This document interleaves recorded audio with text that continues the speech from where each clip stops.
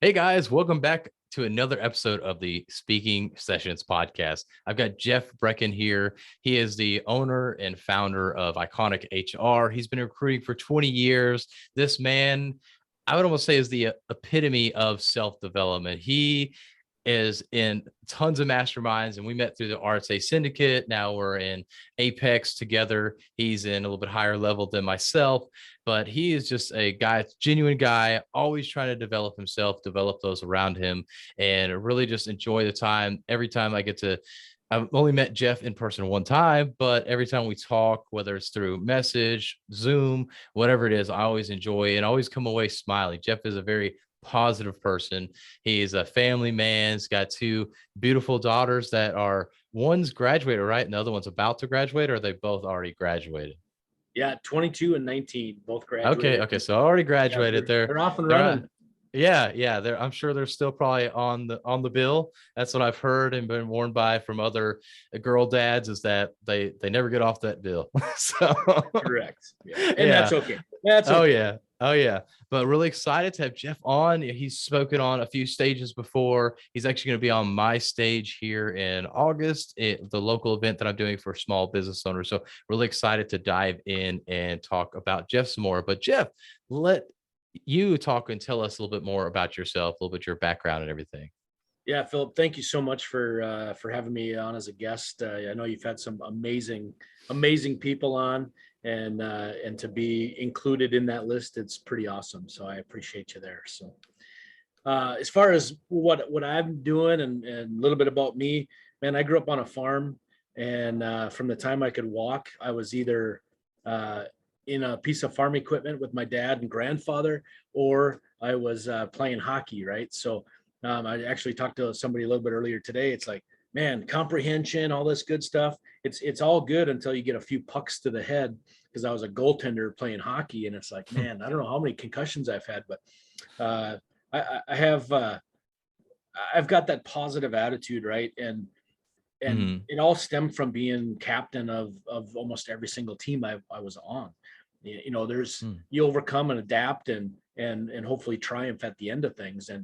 And so, over the last 4 years, it's been a, like you said, Arte, Apex, a couple other groups as well that I'm in, but man, I'm just on a journey of like gratefulness and thankfulness, and the world absolutely changes when you have that kind of a mindset. Mm. Yeah, you're Uh, exactly right. When I'm really positive and have that positive outlook, everything around me seems to be more positive. And it's funny, the more positive I get, when there is even just a glimpse of negativity around me, especially, but even within myself, I'm like, oh, I'm just disgusted. I'm like, I can't stand being in this. It's almost like jumping in a bag of garbage or something, or a dumpster. You're just like, oh, you just feel gross on the outside. That's exactly how you feel when you're just around a bunch of negativity. yeah, man, the more positive you are and the more positive people that you're around, as soon as one little bitty piece of drama comes up or negativity comes up, like it it stinks. Like Yeah. skunk, like you ran over a skunk or a family of skunks, you know what I mean? Like in your car, because it stinks to high heaven, because you just don't want to be around that anymore. And Hmm. that's how the last 4 years have been with me. It's very, very lonely, because you do go Hmm. through that period of, literally getting rid of every single negative person in your life. And that's what I've done. Yeah. To be all around positive people, and not to that's not to say that I have a bad day once in a while or a bad few days once in a while. Everybody has that and goes through that, but it's all about who you surround yourself to lift you up from those lows, so to speak, right? Mm. And have you noticed, as you've gotten more positive in your life, that when you do have those bad days, that the people around you kind of look at you like you're crazy and you're being super extreme? you know it's amazing. I don't have people around me like that, to be honest with Mm. you. Like, I literally have everybody in my life I have changed in the last, other than my two girls and my Mm. parents, I've changed in the last 4 years. Yeah. So I literally have been on a mission to rid every negative person out of my life. And so when you say, or when you ask if they look at me crazy, no, they actually don't, because I'm around positive people. But Yeah. what does happen is, like, if I don't post for a day or two, or if I post about something, like, the positive people in my life will reach out and say, "Hey, how's it going, buddy? Come on, let's Mm, go. Let's grab a mm. grab a half hour on the phone and just let me know what's going on."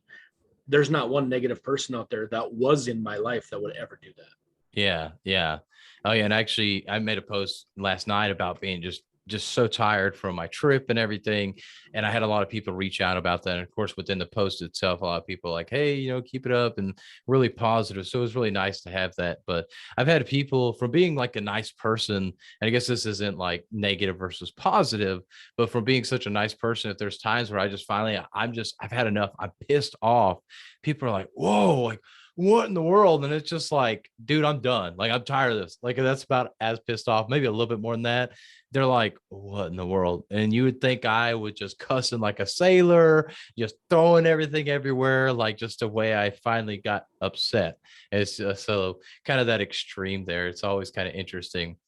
And I do And want to mention something real quick. I forgot to mention, if you're watching the video, you see in the background that of Jeff's background, it says, if you don't listen to Addicted to Winning, that is the name of Jeff's podcast. It's a great podcast. So he is a podcaster, podcast host. He's been on several podcasts as well. So he's been around the block with speaking, also being on the mic and everything. So great podcast. You need to go check that out. appreciate that so much. Of course, of course. But first question I want to get into here. Now we've kind of talked and hashed out a couple of things there, but I love the positivity. I think it's so important for us to have in our lives. But how are you not afraid to speak in front of people? Well, it's not really about that, because I think everybody has butterflies. Everybody, it Mm, has that notion that they are just a little bit afraid. It's just the mm, level of either nervous excitement, or being or fear, right? mm, And I still have some of that, and I'm working through that. But uh, I know that, I've spoken on stage last year over about 1,000 people, and then there's been some locally as well. A couple hundred here, and then in front of maybe 400 or 500 a few years ago. But the thing about it is you just gotta think about, if you're rehearsing everything, if you know what tonality, if you know what the passions are that you have, like, you shouldn't speak about stuff that you're not passionate about, right? And so, if that, you need to have that passion come through on stage, and if you're not speaking about the things that you're passionate about, man, it's going to be like, there's going to be people running for the bathroom, and looking at their phones and all that good stuff. But to get back to your question, it's like, when you have that little bit of a fear, it's almost like it's going to push you. You can either retreat or you can be pushed, and I just let that push me. mm. Yeah, and I think that fear is a good thing to have, but trying to overcome that. So, what are some tactics that you do to overcome that fear, those butterflies, and everything? Because getting on a stage with 1,000 people is a lot different than a local event. So, how did you overcome all that? A good buddy of mine, a year ago, I called him right beforehand, and I'm like, I'm nervous as heck. I don't know, man. This is crazy to me, going in front of 1,000 people. And he did something for me. He gave me a gift that day of the I am statements, right? I Mm, am I am worth it. I am strong. I am a good speaker. I am, like, and it goes on and on and on, right? And mm, you literally, like, I do that every day now, and I truly believe I am capable, I'm worth it, and I want to help a lot of people. And those I am statements for me really kind of calmed me down and gave me the confidence to say, yeah, man, I can do this. mm.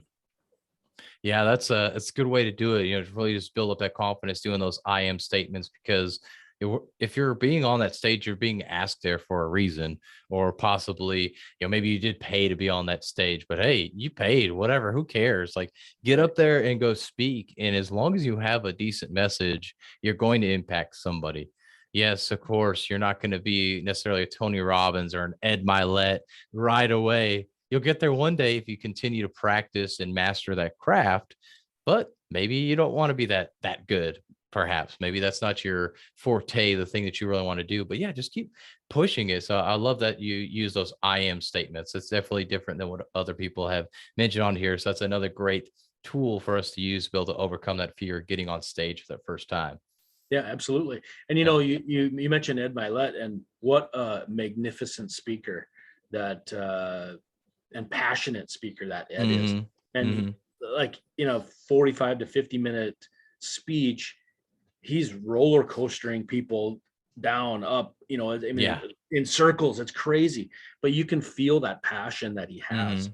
And Hmm. man, I only hope to get that good someday. So Yeah. Oh yeah. Yeah. He's an incredible speaker. Would you say that's one of your favorite speakers then?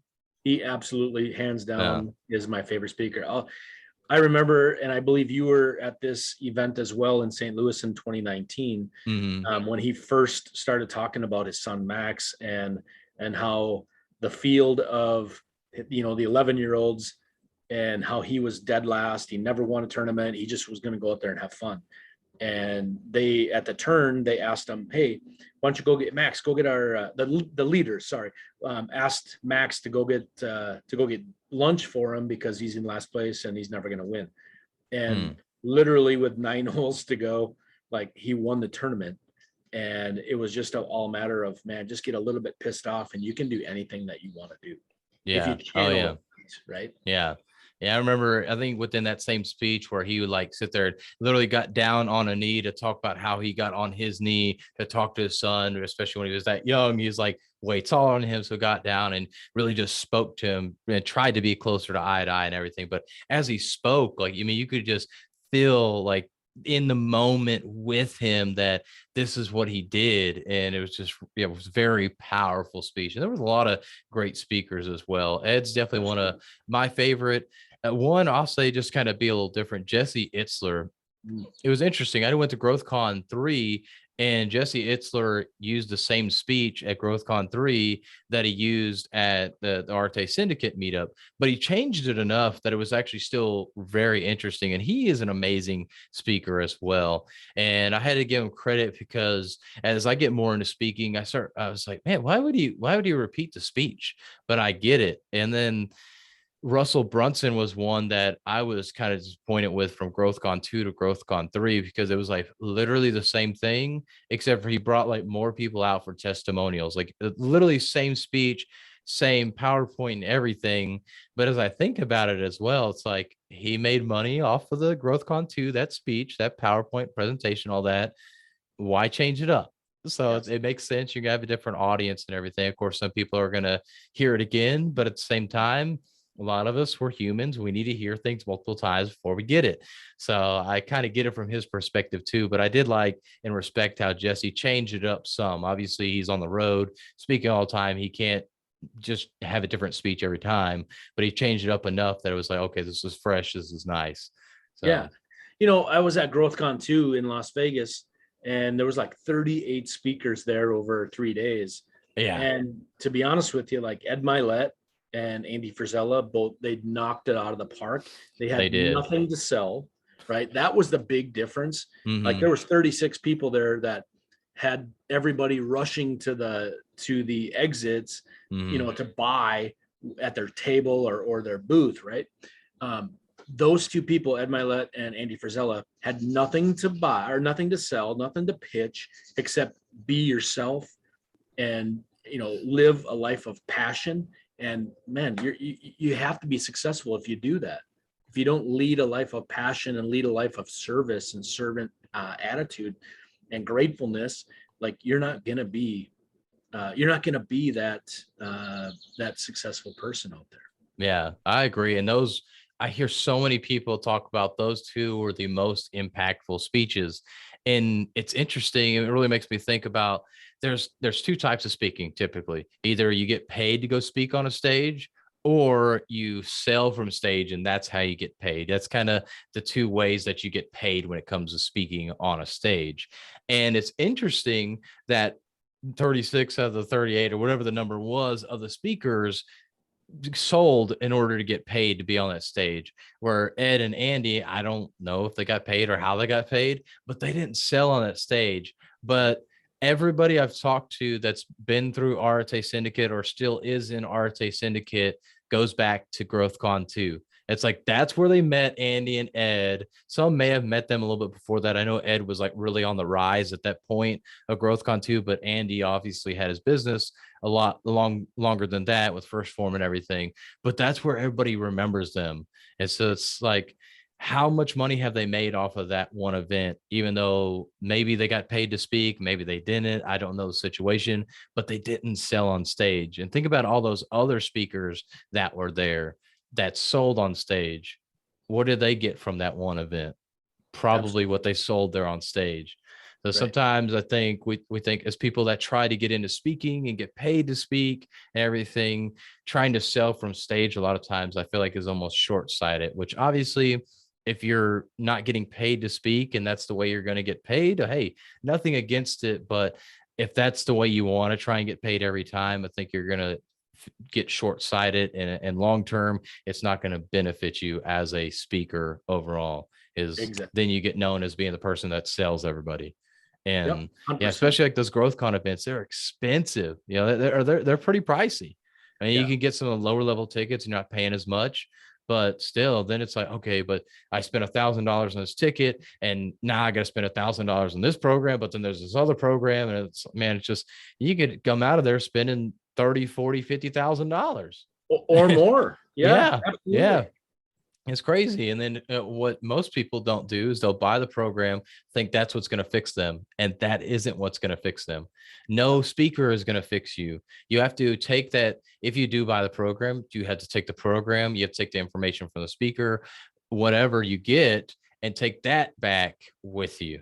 But Absolutely. actually, with that, that brings up a good question, because I know you've been to a lot of events before. So I'm going to ask a couple of questions around that. With events, which events do you like better? Like the big ones, kind of like the growth cons, or I know you've been to like Tony Watley, I was blanking out his name, Tony Watley's events where they're very small and intimate. So do you like the more big events? Do you like, I guess, maybe more the moderate size events that are kind of like MDM, Apex Live stuff, or the really intimate like Tony Watley with 365 Driven Society?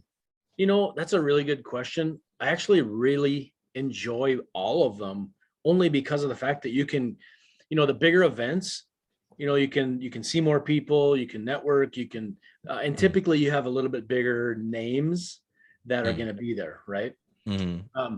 But the smaller events, more intimate events, maybe a little bit less known speakers, but they have just as good of information that they're bringing out to you, right? So, Mm. you know, Tony runs an amazing event. Yeah. I've been to 3 out of 4 of his events, and all around North America. But he brings in some amazing speakers, and they're not really on the they're just on their way up into the speaker stratosphere, so to speak, right?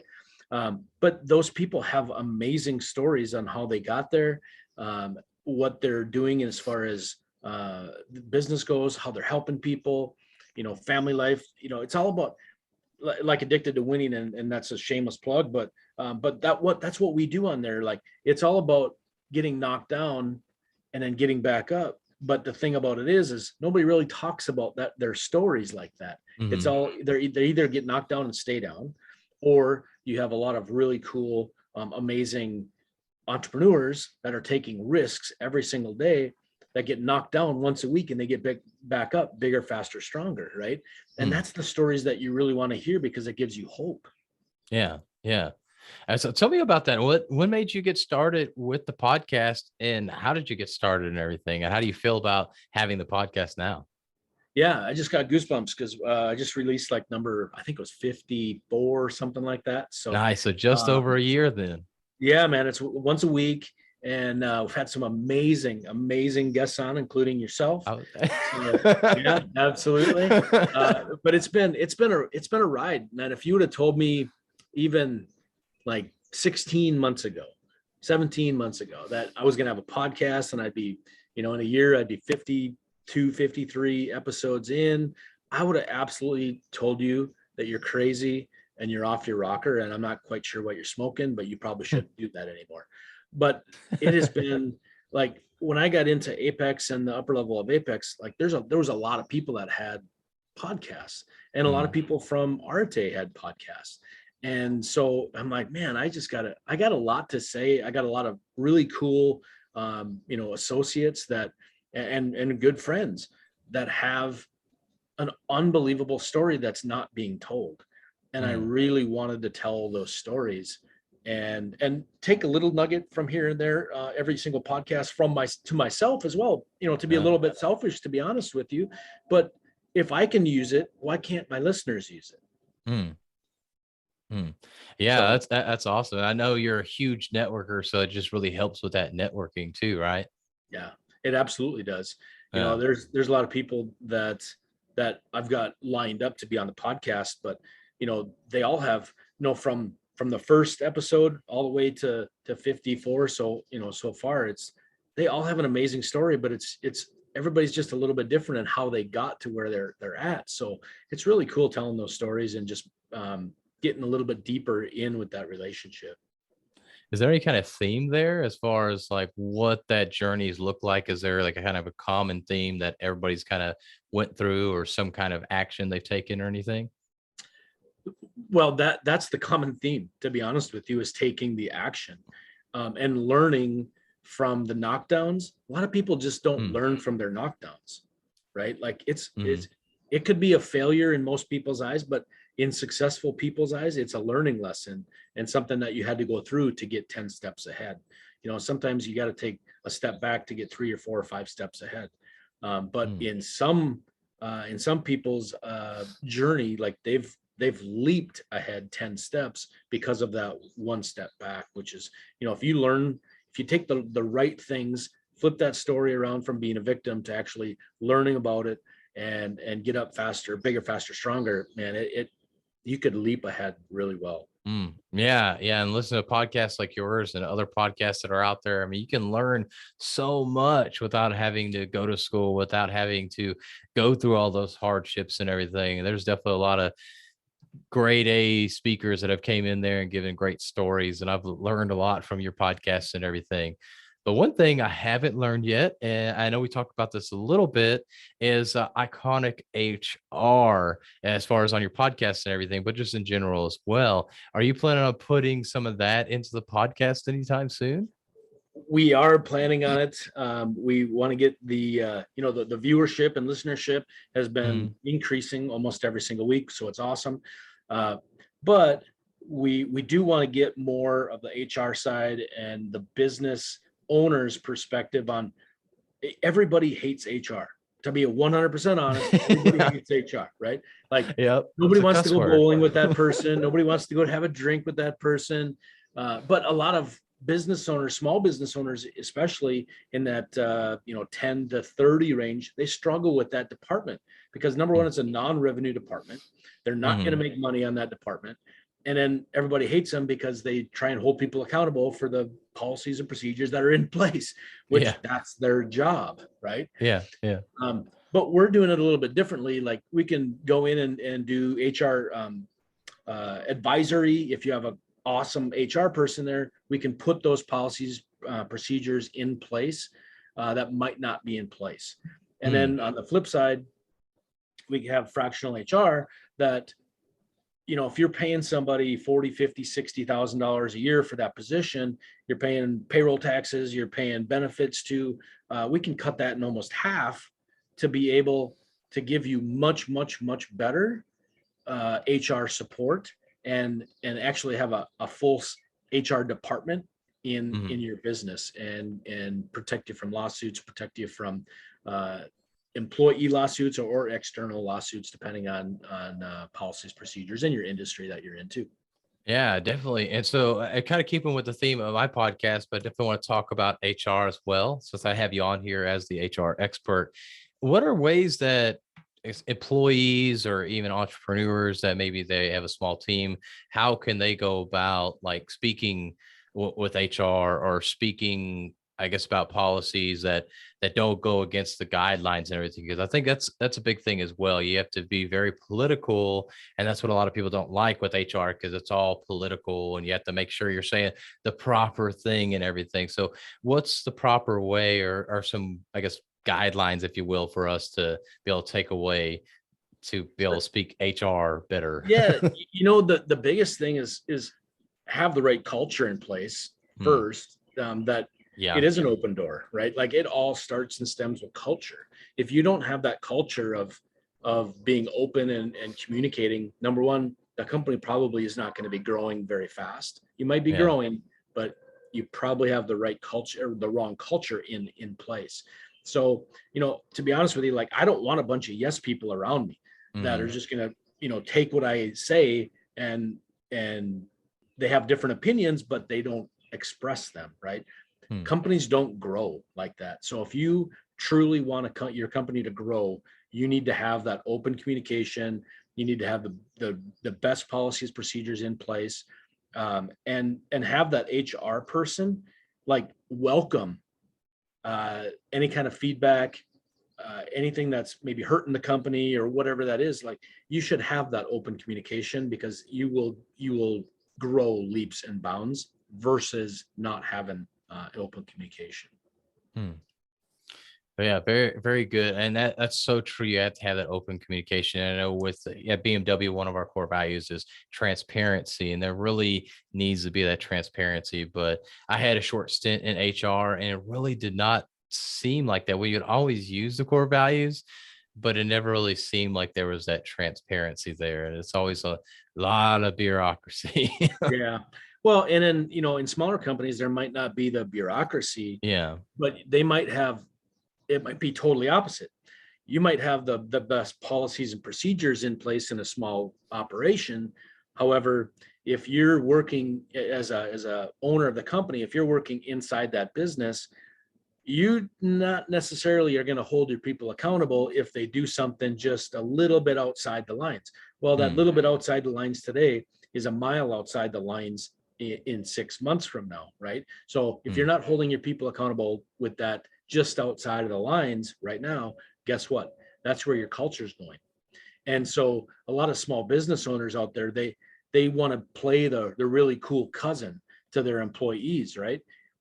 That's where we can come in and say, okay, let us play the mom and dad role, and you Mm. can still be the cool cousin, but we're gonna be basically holding people accountable, their employees accountable for their core values and for their culture, and they can still play the cool cousin as well. Yeah, nice, nice. So if you have to have that conversation, if you have to go and be that mom and dad, you're not fortunate enough to have iconic HR on your team. How do you go about that conversation? Because that is a difficult conversation It, to have. So how do you go about it? it absolutely is a tough conversation, and it truly depends on, like we talked about earlier, being on stage. Like it's that fear. A lot Hmm. of people have a fear of public speaking. A lot of people have a fear of holding people accountable, and they're just not going to do it. So you need that outside person to come in and do that. But if you don't have that culture in place right now, you're never going to have it unless Mm. you totally wipe everybody out of your company and start over with that fresh culture. It's Mm. really tough to change your culture when you have people set in stone with the old culture, right? You have to get Yeah. everybody on the same page. And then when that happens, you will start to grow. Hmm. And so how do you start bringing that culture in then if you already are kind of established? Yeah, it's bringing core values and making sure that each employee is going to be on board with those core values and live up to those core values, and then be willing to be held accountable. That's when people grow. Hmm. You keep mentioning accountable a lot. So what are some tactics we can do? And I mean, I know I'm just drilling you on all these questions, but what are some tactics you can do to hold people accountable, especially if you don't have that authority to hold people accountable? I think that's where a lot of people kind of are at. They see people not holding to the core values, the culture of the company, or where the company is trying to go. They want to be able to help management because management just can't do it all. So how do we help hold the people accountable to that culture and the core values? The biggest thing is hire the right people Mm. that want to be held accountable, right? Like if you're not asking those questions up front in the recruiting process about accountability and what they've done in their lives as far as the potential employees, if they haven't played on a sports team, or if they have had no accountability whatsoever in their entire life, and you just want to fill up a position, I would tend to go without that, filling that position and holding that position for somebody that I know needs that accountability. Again, like when we talk about bringing in core values and culture and making sure of that accountability, very few people, very few bosses are out there holding anybody accountable. And if they did, and again, it's human nature, people want to be held accountable, right? I mean, that's how you measure things, is Yeah. accountability. And Yeah. so, like you and I, we both been on 75 hard. Well, if you're only reading 8 of the 10 pages, or if you're drinking 110 ounces of water a day versus a full gallon, well, maybe we slip here and there, no bullshit. Like you either did it or you didn't do it. And Yeah. that's accountability, right? Mm-hmm. Mm-hmm. But it's tough if you don't have that in place right now, it's really tough to implement accountability for employees that have never been able to be held accountable by that boss or owner or the HR staff.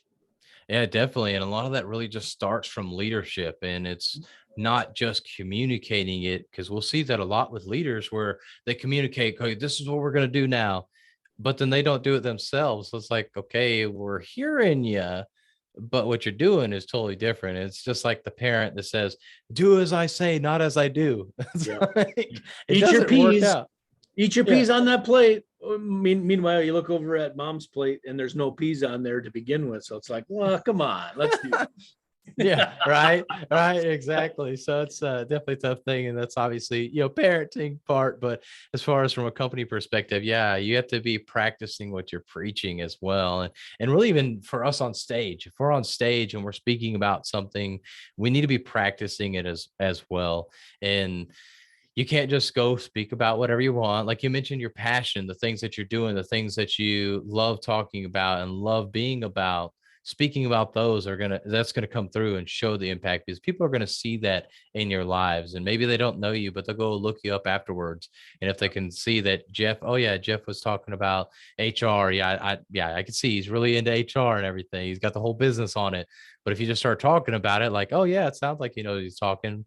But then you go look it up and I'm just going to throw all that out because clearly Jeff has no clue. But obviously you do in this Well, there's case. therapy for me because I do like helping people in HR, right? So there's therapy. I'm going through. Yeah. Oh man, I know my short stint there was it was brutal. I mean, it was good, very very enlightening. One thing, I actually just had a presentation at work, and one thing we did, because HR, it's a lot more difficult because yeah, you're not technically making money within the company and everything, so everything you have to show why it fits. And so what my manager there, and I really appreciate him sharing it with me, we have our plant strategy roadmap that we have, and it's like mapped out to 2025. And so it has all these things along the way that we're supposed to be doing amongst all these years. Well, he was like, every time, put it on there, circle the one thing that, like, one of them is creating a sustainable learning culture within HR and wherever the training department. He's like, always have that circled, just bring it up. And it's like, they can't say anything when you say sustainable learning culture, and then this is why we're bringing this in. Yeah. And show that roadmap. And so I had that on the presentation, but it was about, we're talking about some systems. And right now we've been kind of helping out within our department, but this other department's supposed to really be taking it on, but they don't have the people in place yet. And so I went and circled 2023, 2024. It says we will have the people, infrastructure, everything in place to handle our business essentially.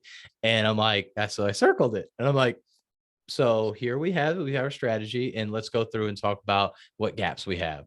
And it's like, hey, strategy says it. It's not just Philip saying it. And my one coworker was like, why would you put that on there? But after I went through the whole presentation, he's like, Ah, I see. So it goes back to the whole holding of people accountable. You have things in place. Now, this was obviously senior management that created the strategy map, not necessarily HR, but I'm sure HR was involved in that. So just a Absolutely. great thing I learned from my time in HR was how to back up your stuff without just telling somebody I told you so. Yeah, that's a super good point too.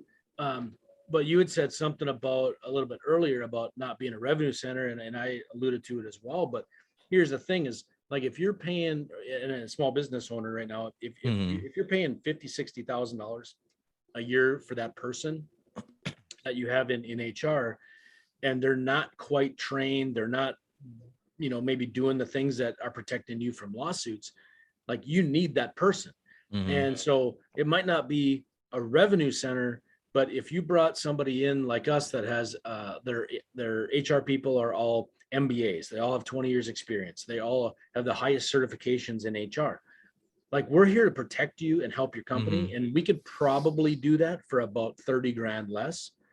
And so, the thing about it is yeah, we might not be a revenue center, but this has to be the most important department in a small business owner's business, Yeah. because of the fact that it's culture, it's holding people accountable. I guarantee if there's not one business out there that is growing with zero accountability. Yeah. Not one, right?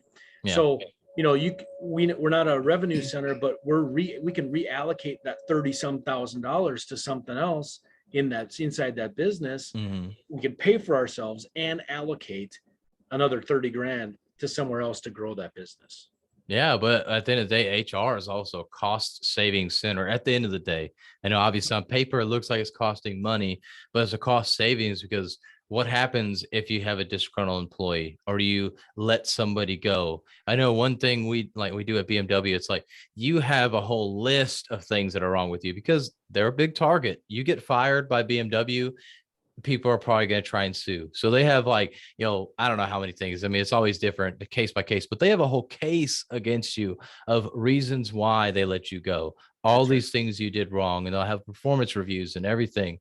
But if you're a small business owner, you're not thinking about that. You're just like, hey, Philip's not working. Boom, we let him go. And then all of a sudden, Philip's like, hey, I don't like that fact that Jeff just fired me because I wasn't doing my job. So I'm going to say, you know what? Jeff fired me because XYZ reason. And, That's and right. what do you have to back it up now? Well, you didn't have anybody in HR to help you cover those bases. So, The yeah, lack of now you're getting sued documentation. because you are a small business. You don't have time for it. You don't understand the intricacies of that. So now who knows what you got sued for? Maybe it's $1 million. But Absolutely. how long was it take a $60,000 a year salary to make up to $1 million? Like, Absolutely. And you we're know, half that, right? So the yeah, thing about yeah, it is 30. like the correct documentation Mm-hmm. will truly eliminate most of those lawsuits out there. Yeah. And most of them are frivolous. You mentioned BMW, but there's a lot of small businesses out there that are their revenue is 1, 5, $10 million. Mm-hmm. Well, if a disgruntled employee goes through an attorney and an attorney goes, oh shit, last year they did $8 million. Okay, well, there's expenses in there too, but they don't look at that, right? Yeah. Oh, So yeah. I mean, they could easily bankrupt that company just by Mm-hmm. one termination. They're one termination away by not documenting that stuff along the way. Again, it's the whole Wow. holding people accountable and making sure you're documenting that. And the right HR people will do that for you. Exactly. And so that's the importance of HR. You all need to have HR or know how to speak the HR lingo. So, Jeff, I appreciate you bringing that up. And I wanted to give you a little shout out there because it's so important to be able to know how to speak these HR terms and be able to speak with HR and Yeah. everything. I do want to ask one other question because I know a lot of people are struggling with this, and you obviously have 20 years experience with it. Recruiting. How do you go about recruiting the correct people? And Because that's a we don't big have enough thing. time for that right now. Yeah. I could go on with that for like hours, but the number one, everybody normally puts out, a standard job description. That's the first thing. It's not standard. You're not standard. You're worth more. The company's worth more. Like you need to attract the Hmm. people inside that job description that you truly want, or the ones that you don't want, right? It Mm. all starts at that job description. And then from there, it's all about eliminating people along the way. As far as, so when, there's a lot of people out there that will write professional resumes, that the resume does not match the person Yeah. applying, right? And so that's where you get a lot of no-shows on that first interview. Well, I can help eliminate those first the no-shows, because there's 3 questions that normally you should be asking. And I've never heard this before. I'm going to give you 2 out of the 3, but along the way, when somebody is applying for that position, doesn't matter what it is, head janitor, tire salesman, doesn't matter, right? You should be asking these questions. But the first one is, do you or have you ever played a team sport? I want people that are competitive. I want people that have been coached, that are coachable, right? And Yeah. and then I always ask them to explain that, because I don't want one-word answers. Guess what? You can't have a conversation with people that are going to be one-word answers. So that is very, very, very important. The second issue is name 1 or 2 things that motivate you. Like, what are you doing in life? What do you get out of bed for every morning, right? Like, and then have them explain it. The biggest thing that I've seen on these questions is how good they articulate, how they spell, how they use grammar. The second thing is that the big if they did have a resume writer, professional resume writer, that resume writer is not there when they're applying for these jobs, right? So you really truly see the person that's applying and what their skill set is. Not, I could care less what the resume says. Yeah. If they give me the right answers on these 3 questions, I can see their education level, for spelling, grammar, all that stuff. If they're using it all correctly, I can see if I want to spend time with them in a car, which is the ultimate second interview, take them for a 30-minute ride or 40-minute ride and see exactly how they act, or bring them to dinner, right? Like, you can see exactly how they treat other people. And that goes back to your core values. So these 3 questions are absolutely huge. I have very, very rarely do I have a no-show on a first interview anymore, where I used to be 7 out of 10 no-shows. Wow. Yeah. And it's crazy. I mean, it's crazy now how, especially with the minimum wage, I mean, you're coming in at close to like 25,000 a year at minimum wage now, which is insane. My To first think job, about. I remember I got $1 an hour. I was only 9, but the minimum wage at that time was like $3.15. Yeah. I'm Yeah. dating myself now. Yeah, my minimum wage I think was like 7.25, something like that. So what it used to be, or close to what it used to be, but yeah, Well, you're it's much crazy younger now. and much 15, better looking, so that's yeah. 2 strikes against me right there. Oh man, come on now. But all right, well, Jeff, I appreciate you sharing all this information. I do have one last question I want to ask you, and I could tell you're passionate about the podcast. You're passionate about HR, but if you could only speak about one thing for the rest of your life, one message you could share for the rest of your life, what would that message be? I just got chills. That is an amazing question. I've never heard that question asked before, so I appreciate you. I just talked a little bit about my first job and making $1 an hour. And when I was 9 years old, my dad taught me one of the biggest lessons in my entire life. And I use this in these questions, and I also use it in my first and second interviews as well. And that one thing is your worth. What are you worth? And I'm not talking monetarily. I'm talking like personally. What do you want out of life? Like, what do you work? What's your worth? I ask that in every single interview that I do. And I've had maybe 2 people out of thousands answer that. Everybody else has never, ever, ever been asked that question. Yeah. And I think that's a society issue, to be honest with you, but I'm not going to go into that right now, because society tells you what you're worth, right? You're worth $22.84 an hour, right? And that's all Yeah. you're going to get paid until next year when you have a cost of living increase, right? to me, what you're worth is so much more. And my dad taught me that when I was 9 years old. We had two other hired men on the farm. We had about 4,000 acres on the farm. Mm-hmm. And at age 8 and 9 years old, my dad would drop me off and in a big, huge 4-wheel drive tractor, and say, okay, after you're done with this, go to the next two fields and, I'll see you in 12 hours. And that's 7 a.m. And he'd pick me up at 7 p.m.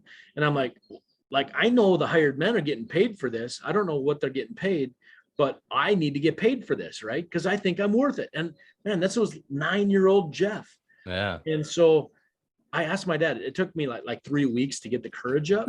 And I asked my dad and he goes, what do you believe you're worth? And I said, how about $1 an hour? And he goes, I think that's great. And we settled on $1 an hour. And every single year I got a cost of living increase, but he knew I was worth more because I was doing more. Right. Yeah.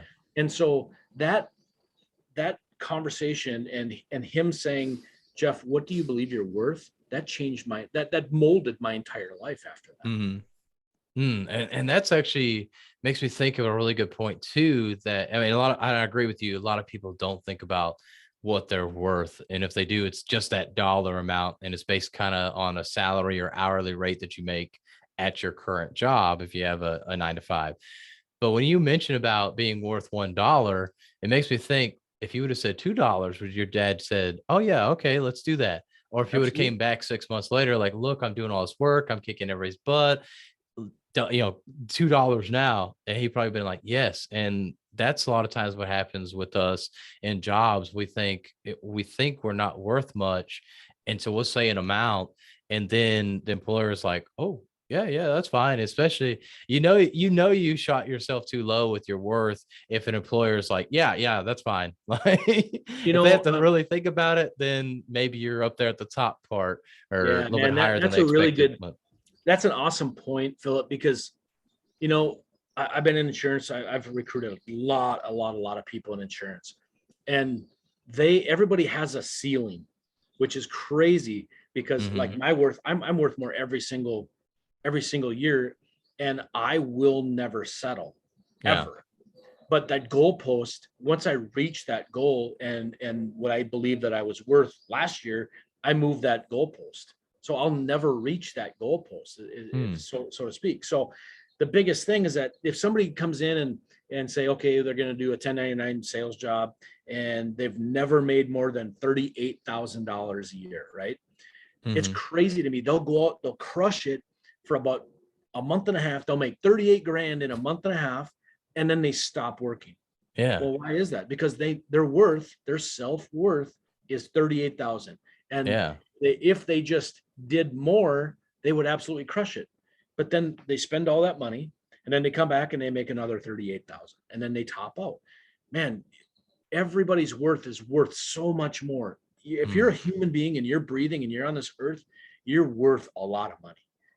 And you're worth more than just settling, so to speak. And that's the biggest thing, man. I'm passionate about that. So if there was one thing that I could truly talk about, is people's worth. I love it. And that's what I love about you, Jeff, man. You could tell the passion comes out when you speak, especially the things you love talking about, but just anything in general, and really helping people. And that's what I love about you, and like why I had to have you come on the podcast, man. So I really appreciate you coming on and sharing all the value about stages, about speaking, about HR, and about knowing your worth. Go back and listen to that last part. It's definitely worth it, without trying to be a pun there, but it's definitely something that you should listen to and figure out what your worth is more than just a dollar amount. Is more than just your actual physical labor, the time you spend away from your family, the time that you have to give up to give to somebody else. All these things together is why your worth is more than just a dollar amount. Philip, you literally just hit it on the head when you said who you're spending your time with, or who are you giving your time to, right? There's 168 hours in a week. Are you giving that to people that are positive, that are lifting you up? Or are you giving that to people that you're settling for because that's all you've got? No, go out and get new people and that rise you up, right? I don't know, you've probably heard this before, but you are the product of the 5 people that you hang around.